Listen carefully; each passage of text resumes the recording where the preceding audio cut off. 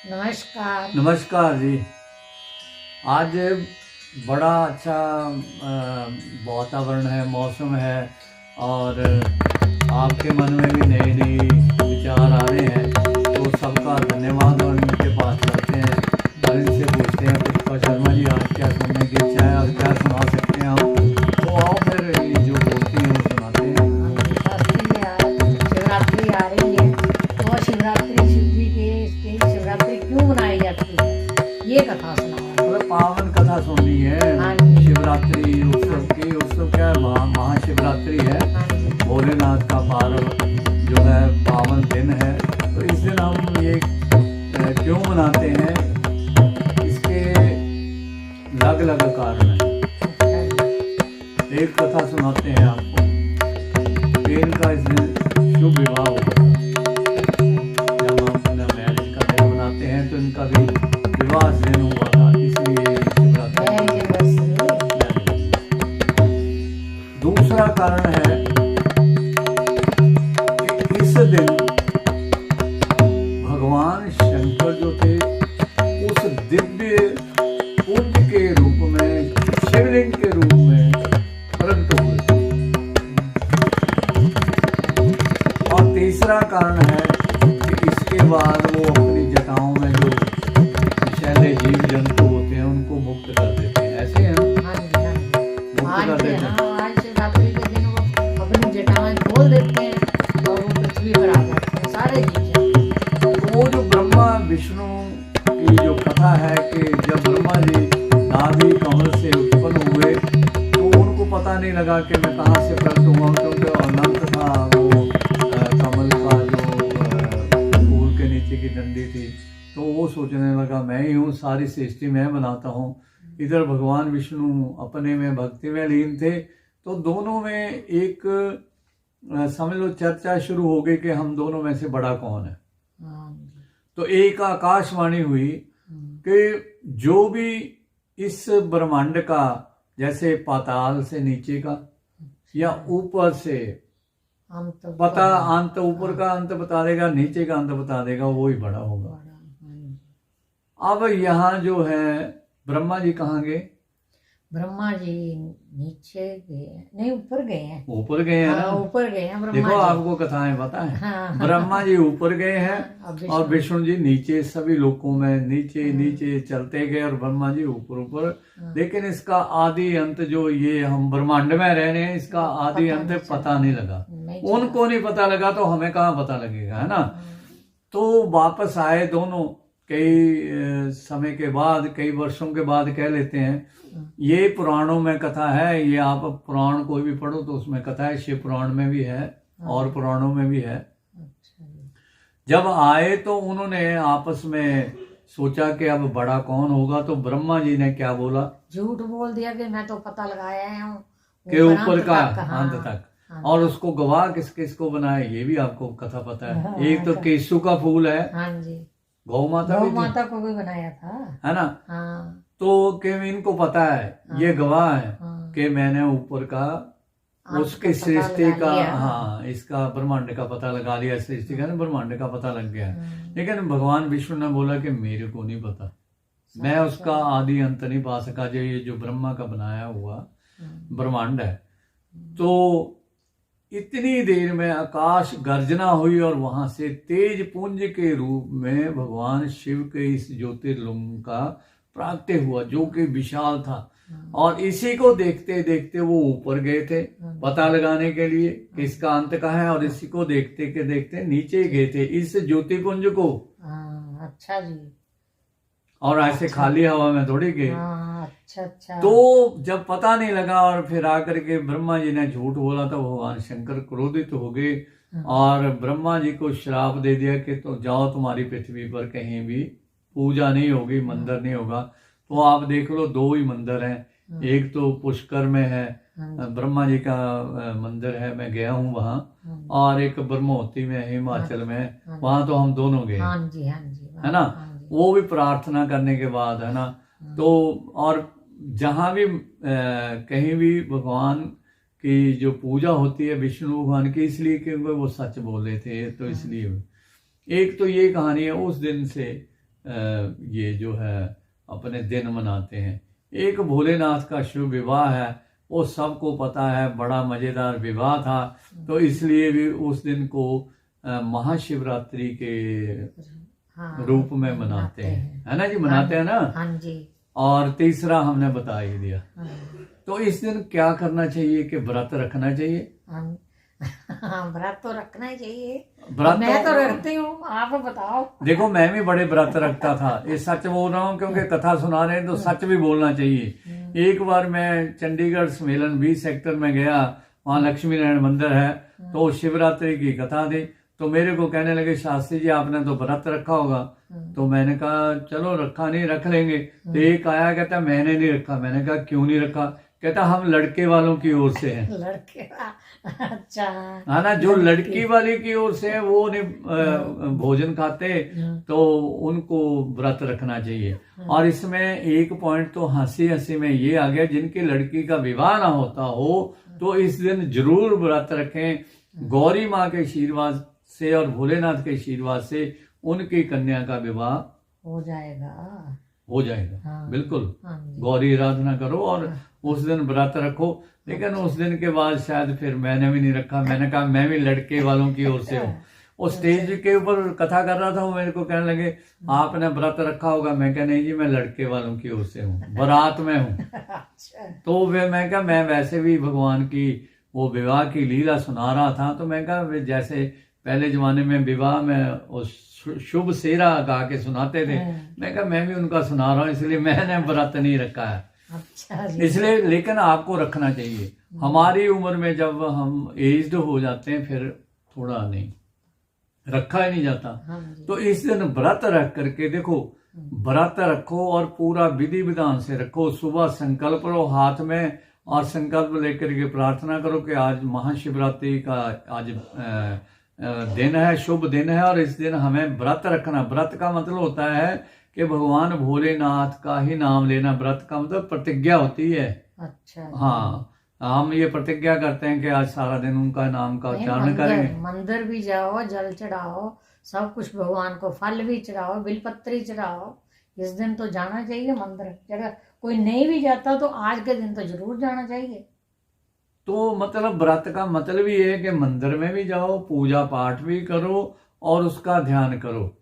अब रात को 4 पहर की पूजा होती है, हम भी करवाते रहे जब यंग थे। अब सारी रात नहीं हम जाग सकते, तो 4 पहर की पूजा में शंकर भगवान के लिए जैसे गंध, अक्षत, पुष्प, धूप, दीप, नैवेद्य है ना जी, पत्र, पुष्प, फूल और फल ले लो जो भगवान शंकर को प्रिय हैं।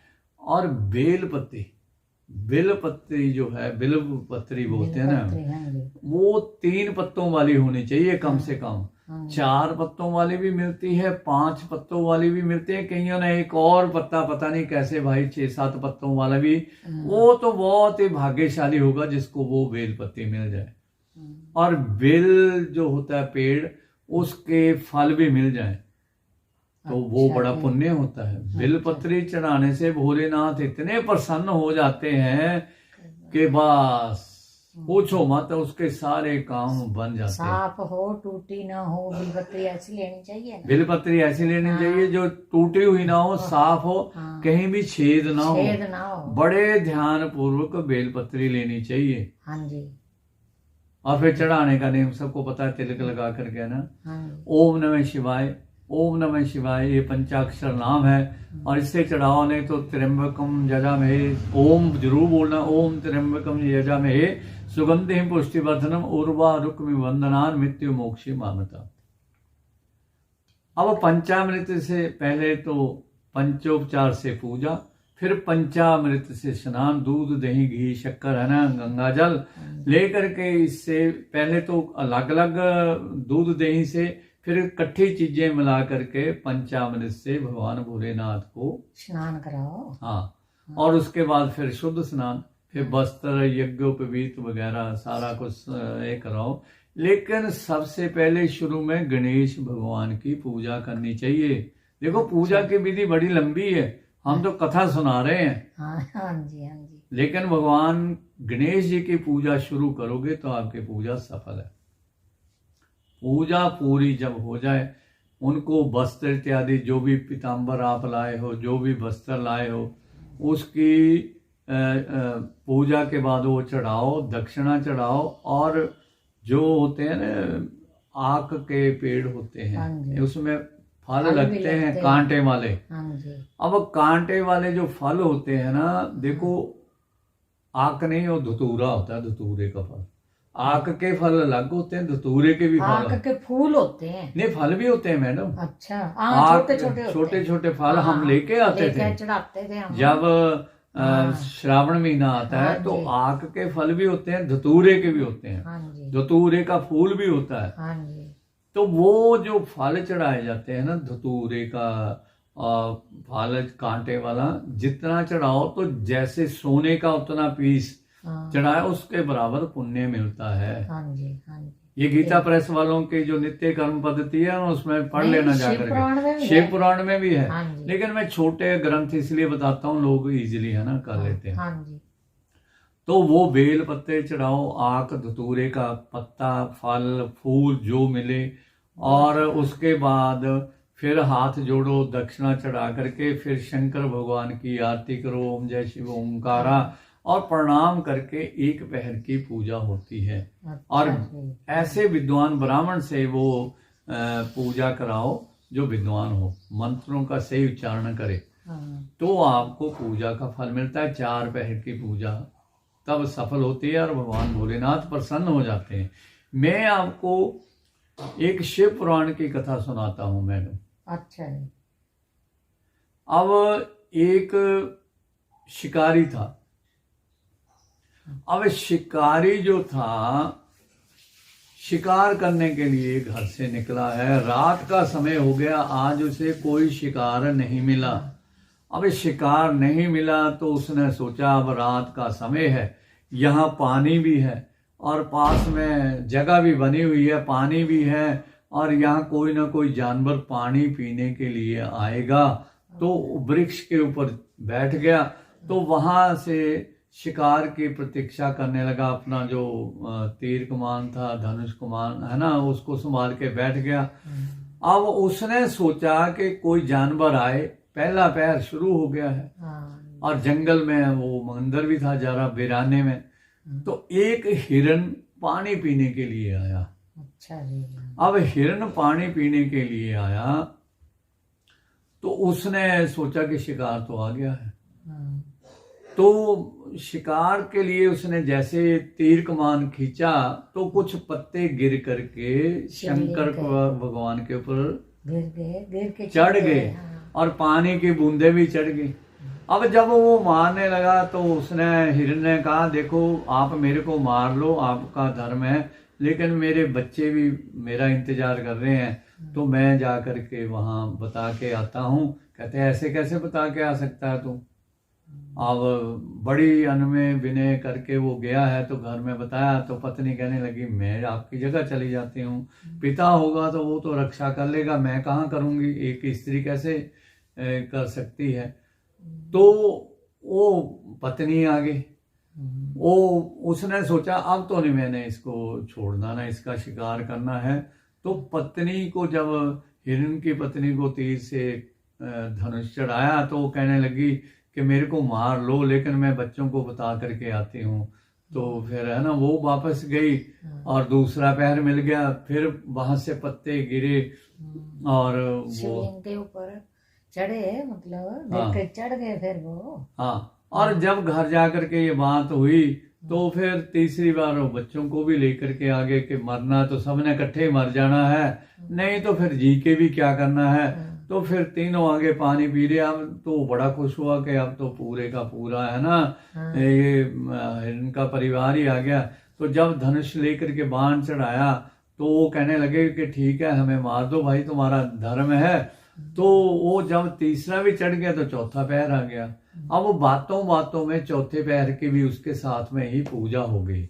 अब सुबह हो गई, तो उसने सोचा ये बड़े ये है ना, ये जो जानवर हैं, तो उसको ना, क्योंकि 4 पैर की पूजा से उसको ना थोड़ा ऐसे भी ज्ञान हो गया कि देखो यार, मैं अपने परिवार के लिए इनको मार रहा हूँ, लेकिन ये सब तैयार भी हैं, तो मुझे नहीं करना चाहिए। तो जब ऐसे उन्होंने कहा कि देखो वे तुम्हारे छोटे छोटे बच्चे हैं और मेरे को वे भाव हो रहा था मेरे से, कथा और लंबी है, हमने इसको और अलग ढंग से सुनाया है, हाँ जी, क्योंकि कथा और तरीके से है, लेकिन इसको शिक्षाप्रद बताने के लिए कि दया भी आ जाती है कई बार आदमी को ना, तो वो ही शंकर भगवान के रूप में प्रकट हो गए और उसको दर्शन दिए। देखो कथा हिरणों की अलग अलग तरह से, कोई कहता है हिरण आया, हिरनी आई, फिर वो आए, अलग अलग आए, ये अलग अलग ढंग से, लेकिन हमने इसको थोड़ा उस तरीके से, लेकिन है ये वही शिकार वाली और शिकारी वाली कथा, क्योंकि कथा करने वाला अलग अलग ढंग से सुनाता है, लेकिन कथा वस्तुतः वही होती है और वही कथा है। तो शिवरात्रि का उत्सव था और 4 पहर की इसकी अनजाने में पूजा भी होगी, और अनजाने में पूजा होगी। शंकर भगवान ने दर्शन दे दिए फिर। हाँ, जरा ऊंची बोलो, हो सकता है आपको भी दर्शन हो जाए। नहीं, शंकर भगवान ये बड़ी भक्त है जी, हम बीच में हंसने वाली बातें कर देते हैं और सबको अपनी धर्म पत्नी अच्छी नहीं लगती है, लेकिन सच में है, लोग भी बोलते हैं जो इनको जानते हैं, तो मैं ऐसे बीच में थोड़ा हंसने वाली बात ले आता हूं। तो ये जो है उनको भगवान के दर्शन हो गए एक बार की पूजा करने से। और जो लोग कई बार पूजा करते हैं तो उनको तो फिर दर्शन होने चाहिए। या तो उनकी पूजा में थोड़ी सी कमी है, ध्यान वहां नहीं रहता, पूरा ध्यान रखो। जिनसे भी आप, या तो आप अपने आप पूजा करते हो तो भगवान भोलेनाथ को जो भी सेवा में चढ़ा के आना चढ़ाओ, ज्यादा से ज्यादा चढ़ाओ, क्योंकि मंदिर में लगेगा। या पंडित जी से आप पूजा करा रहे हो तो पंडित जी को कम से कम दक्षिणा देने की मत सोचो। फल तो हम चाहते हैं ज्यादा से ज्यादा मिले, लेकिन दक्षिणा की बारी कम से कम तो भाई फल नहीं मिलने वाला। मैं तो जब ये करता था, मैं पहले उनको बोल देता था भाई अगर आप दक्षिणा दोगे तो फल मिलना, नहीं तो नहीं। और जिन्होंने नहीं देने वो कहते फ्री में। हमने कई बार फ्री में पूजा करवाई है। मैंने एक बार याद आ गई मेरे को बात, देखो आप भोलेनाथ की कथा सुन रहे हो तो कथा सुनने में एक प्रसंग भी याद आ गया कि एक बार ना कोई पंडित जी किसी के गए, कोई मतलब कार्य करवाने के लिए, हवन है ना, हवन पाठ पूजा करवाने के लिए गए, तो उन्होंने कहा अब संकल्प ले लो। कहते ले लिया। अब इसमें भगवान का नाम उच्चारण करके जो भी आप कार्य कर रहे हो उसका नाम लो और बोलो सफल हो जाए, और दक्षिणा का भी जरा ध्यान। कहते हो गया पंडित जी, हो गया। तो कर लिया। तो बात जब पूर्ण हो गई सारी विधि, तो कहने लगे पंडित जी को दक्षिणा दो भाई, आप क्योंकि दक्षिणा नहीं दोगे तो आपका कार्य सफल नहीं होगा। कहते बोलो पंडित जी क्या दक्षिणा चाहिए? कि लोग संकल्प ले लिया और बोला कि अब भगवान का नाम 3 बार उच्चारण करो और मन में संकल्प कर लो कि दक्षिणा का क्या क्या कैसे करना है, और जल छोड़ दो। वो कहते दक्षिणा, कहते बस पंडित जी सोच लिया, आप घबरा क्यों नहीं हो, ऐसे संकल्प करके नीचे। और बाद में कहने लगे दक्षिणा, कहते पहुंच जाएगी घर में। अब वो थोड़े दिन इंतजार करके फिर आए कि आपने दक्षिणा, कहते आप घबराओ मत, दक्षिणा ना आपकी पक्की है, आप सोचो मत। हमने जो सोचना था सोच लिया हुआ है। वो कई बार जाने के बाद वो कहता अभी जी लास्ट बार आया हूँ, बताओ दक्षिणा क्या देनी है? अच्छा। क्या देनी दे दो। कहते आपने बोला था ना जो सोचना है, आज आपको निराश नहीं करना। कहते वो बड़ा खुश हुआ कि आज लंबी ज्यादा दक्षिणा मिलेगी, बड़ी दक्षिणा। कहते आपने बोला था ना संकल्प में सोच लो, सोच लिया कि दक्षिणा। कहते हाँ जी। तो हमने सोचा था आपको दक्षिणा देनी नहीं। अच्छा, दक्षिणा नहीं देनी, ये सोचा हुआ था हमने। और इसलिए फिर आप जाओ अपने घर को। बिना दक्षिणा तो काम सफल नहीं होता है। वैसे मुझे ब्लॉग में बोलना नहीं चाहिए।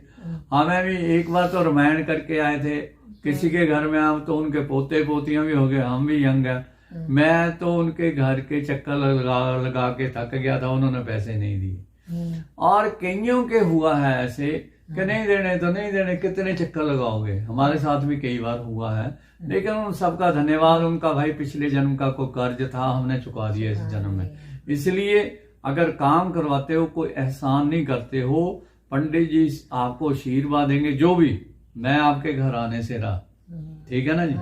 पर ऐसे नहीं सोचना कि देना कुछ नहीं। नहीं देना है, ऐसे नहीं। भोलेनाथ ने जब श्रीलंका में लंका सोने की बनाई दान में दे दी और दान में दे दी थी, 1 मिनट नहीं लगाया था, सोने की लंका। और पंडित जी ने, ऋषि विशर्मा ने मांगी कि दक्षिणा में दे दो, और आप पंडित जी को दक्षिणा नहीं देते तो वो घर या वो कार्य आपको सफल कैसे होगा? क्योंकि वेद मंत्र पंडित जी ही बोलते हैं, वो बैंड बाजा वगैरह वेद मंत्र नहीं बोलते, हम उनके विरुद्ध नहीं है। और चीजों में आप सब लगाते हो, एक स्टॉल कम लगा लो, उसकी दक्षिणा दे दो, है ना जी। चलो ये तो हंसी मजाक की बात भाई, बाकी आप जानो आपका काम जाने।